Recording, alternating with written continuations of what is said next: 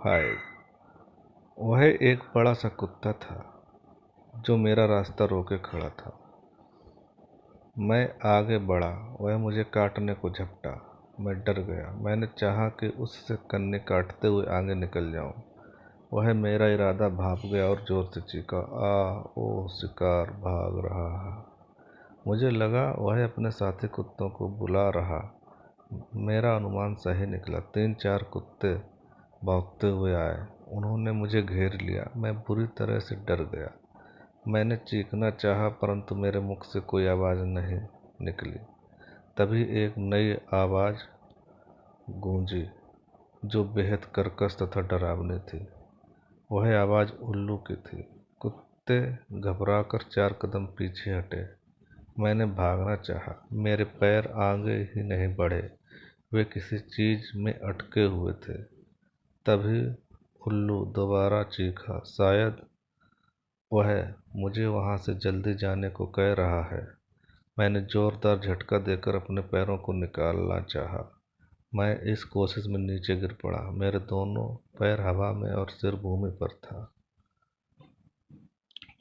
कुत्ते मेरी ओर बढ़े।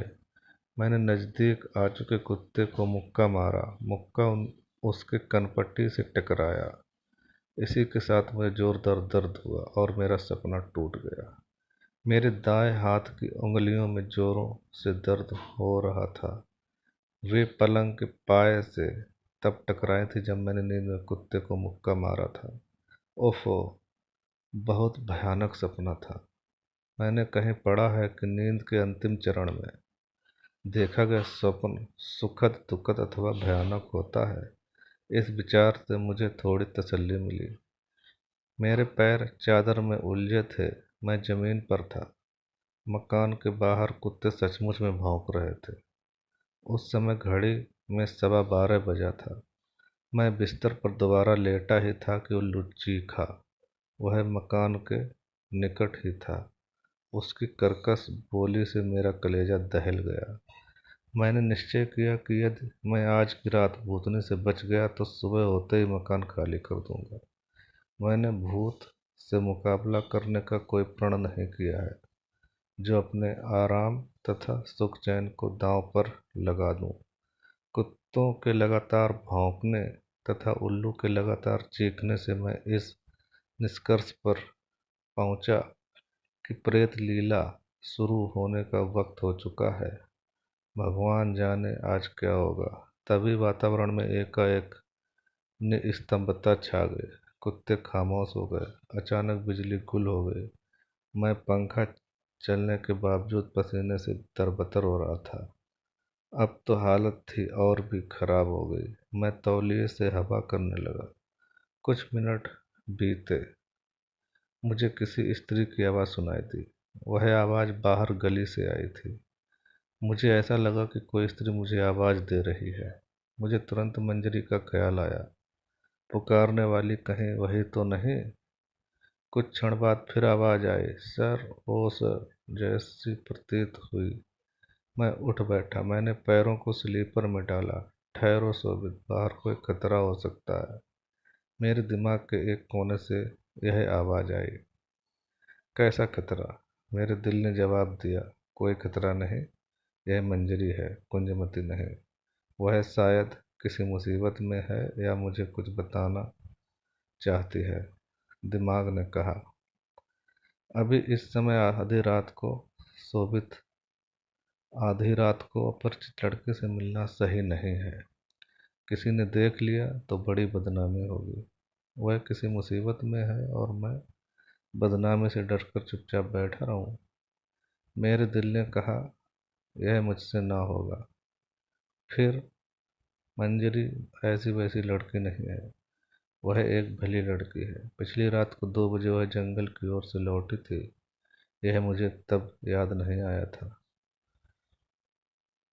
सर ओ सर, फिर आवाज़ सुनाई दी। दिल की जीत हुई। उसके आगे मेरे दिमाग का जोर नहीं चला। मददगार लड़की की मदद ना करना इंसानियत नहीं है। उस वक्त ना मुझे किसी भूत की चिंता थी, ना किसी भूतने की। मंजरी यहाँ इस समय क्यों आई, मैं यह जानने को उत्सुक था। अतः मैं हाथ में टॉर्च लेकर उठा। दरवाज़ा खोलने से पहले एक दफ़े हिचका, फिर हिम्मत करके मैंने दोनों पल्लों को खोला। बाहर घना अंधेरा था। मुझसे 10 कदम की दूरी पर एक स्त्री खड़ी थी। खाली मकान का रहस्य भाग 6।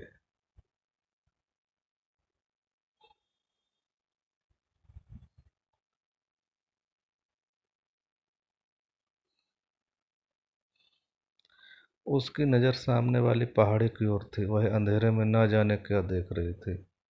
मैंने आंखें फाड़ कर उधर ही देखा जिधर वह स्त्री देख रही थी। मुझे सिवाय काली पहाड़ी के कुछ नजर नहीं आया। मैंने झिझकते हुए दरवाजे से बाहर कदम रखा। मेरे ऐसा करते ही वह बिना मेरी ओर देखे जंगल की ओर बढ़ गई। वह मुझे जो चीज़ दिखाना चाहती है वह शायद उधर होगा। यह सोचकर मैं जल्दी से गली में आया और उसके पीछे पीछे चल पड़ा। वह सड़क पर पहुंचकर बाईं ओर मुड़ी। लगभग 50 मीटर चलने के बाद फिर बाईं ओर मुड़ी, जिधर खेत थे। जंगल सड़क के पार था। वह बिना पीछे देखे आगे बढ़ती रही। 2 खेतों को पार कर वह तीसरे खेत में कुछ क्षण रुकी। वह खेत अपेक्षाकृत छोटा था। उसके बीचों बीच पलाश का एक पेड़ था। वह उस पेड़ को एकटक देखने लगी। फिर वह उसके नीचे चली गई। रात के समय मुझे उस स्त्री का पीछा नहीं करना चाहिए था, फिर भी मैंने किया। शायद मैं उस वक्त किसी के सम्मोहन के हवाले था। कोई शक्ति मुझे अपनी ओर बरबस ही खींच रही थी। मैं पेड़ के नीचे बेधड़क चला गया। मैंने अभी तक उसका चेहरा नहीं देखा था। मैं उस मंजरी समझे हुए था। वास्तव में वह कौन है तथा इस वक्त यहाँ क्यों आई, मुझे यह सोचने की तब जरूरत ही क्या थी। हम दोनों के मध्य 3-4 कदमों का फासला था। तभी वह पेड़ के पीछे चली गई। मेरे हृदय की धड़कन एकाएक तेज हो गई। मैं बेचैन हो गया। मेरा मुख सूख गया। मुझे अपनी मूर्खता पर पछतावा होने लगा कि मैं इस तरह यहाँ क्यों चला आया। वह स्त्री पेड़ के पीछे थी। मैंने चाहा कि वापस हो जाऊं। उसी समय मुझे हंसी सुनाई पड़ी। यह किसी स्त्री की हंसी थी जो पेड़ के ऊपर से आती हुई प्रतीत हुई। मैंने ऊपर देखा। मेरी आंखें फटी की फटी रह गईं। वह स्त्री जिसके पीछे मैं चलकर आया वहां तक आया था, पेड़ पर एक मोटी शाखा पर बैठकर हंस रही थी। वह पेड़ पर कब और कैसे चढ़ी, यह मेरे लिए आश्चर्य का विषय था। एक क्षण पहले वह पेड़ के पीछे गई और दूसरे ही क्षण पेड़ पर चढ़ गई। वह हंसती रही। मैं मंत्रमुग्ध होकर उसे देखता रहा। एकाएक वह रोने लगी। मैंने पूछना चाहा कि वो रो क्यों रही है, परंतु मेरे कंठ से आवाज ही नहीं निकली। मैं उसे देखने के सिवाय कुछ कर न सका। रोते रोते उसका चेहरा विकृत होने लगा। उसकी आंखें लाल हो गईं। वह जोरों से हाँफने लगी। पेड़ पर एक रस्सी बंधी थी जिसे पकड़कर वह झूलने लगी, मानो झूला झूल रही हो। एकाएक उसने रस्सी को छोड़ दिया। वह सीधे मेरे ऊपर कूदी। मैं पीछे हटा और भूमि पर जा गिरा। वह मेरे सामने गिरी। एकाएक वहां तेज चमकदार हवा का गोला उठा। खाली मकान का रहस्य भाग 7।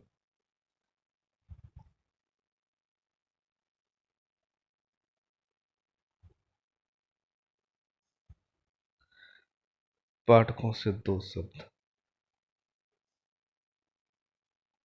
प्रिय पाठक, आपकी समीक्षाओं से यह स्पष्ट हो रहा है कि आपको खाली मकान का रहस्य बेहद पसंद आ रहा है। यह जानकर प्रसन्नता हुई। अब हम 7वें भाग में प्रवेश करने जा रहे हैं। यहाँ पर एक दो बातें स्पष्ट करने की आवश्यकता महसूस हुई है, अतः पहले हम उस पर चर्चा कर लें, फिर 7वें भाग का आनंद लें। देखिए, चर्चा नहीं करेंगे हम, अब सीधा भाग पर ले चलते हैं।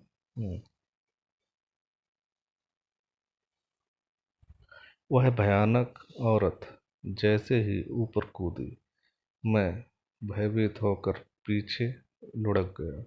ऊपर से कूदने पर किसी वस्तु या भूमि से टकराने पर जैसी ध्वनि उत्पन्न होती है, वह नहीं हुई। मुझे एक क्षण के लिए हवा का खूब चमकता हुआ गोला दिखा, जो तत्काल गायब भी हो गया। उस चमक गायब होते ही मेरा शरीर जैसे सुन्न हो गया। मुझे ठंड लगने लगी, जो बढ़ती ही गई। मैं बुरी तरह से कांपने लगा। जून के महीने में हाड़ कपा देने वाली ठंड लगना कोई साधारण बात नहीं थी। मैं वहीं भूमि पर हाथ पैर समेट कर तथा घुटनों में अपना चेहरा रखकर बैठ गया। यह स्थिति काफी देर तक रही। जब ठंड दूर हुई तो मैं उठ खड़ा हुआ। वह औरत गायब हो चुकी थी। वह मुझे आसपास कहीं नहीं दिखी। मैं उसके संबंध में ज्यों ज्यों सोचता गया, त्यों त्यों मेरी स्थिति विचित्र होती चली गई। मेरे मन में द्वंद्व छिड़ गया कि मैं कौन हूँ। मैं शोभित शरण हूँ या कोई और हूँ। एक क्षण पहले यह विचार आया कि मैं औरत हूँ। दूसरे ही क्षण यह ख्याल आया कि मैं कितनी बचकानी सोच है। मैं कोई औरत नहीं बल्कि पुरुष हूँ। मेरा नाम शोभित शरण है। नहीं, मैं बाल बच्चेदार औरत हूँ। मेरा पति है, छोटे छोटे दो बच्चे हैं। वे मेरी प्रतीक्षा कर रहे हो। मेरा पति मुझे ढूंढता फिर रहा होगा। आखिर ये कुंजमती कहाँ गई? अब ये कुंजमती क्या बला है? मेरे मन के दूसरे कोने में आवाज उठी, मैं कोई कुंजमती नहीं। मैं औरत कैसे हो सकता हूँ? मैं तो शोभित शरण हूँ।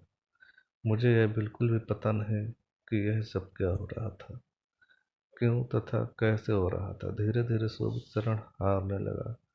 कुंजमती प्रबल होती गई। कुछ समय बाद मुझे देखकर यही स्मरण रहा कि मैं ही कुंजमती हूँ तथा मुझे इस समय यहाँ खेत में नहीं बल्कि अपने घर पर होना चाहिए, अपने पति तथा बच्चों के पास। यह ख्याल आते ही मैं अपने घर की ओर चल पड़ा।